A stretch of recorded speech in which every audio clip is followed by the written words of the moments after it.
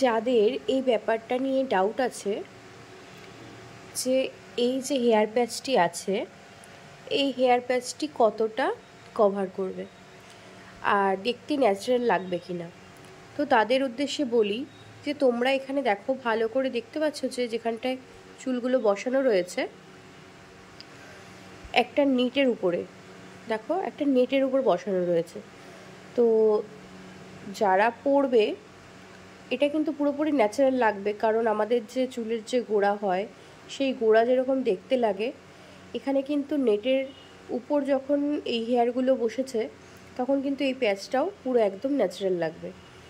আর দেখো কতটা লম্বা,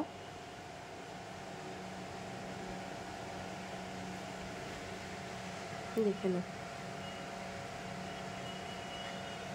দুটো ক্লিপ আছে, যাদের সামনের সিঁথিটা চুল ঝরে গেছে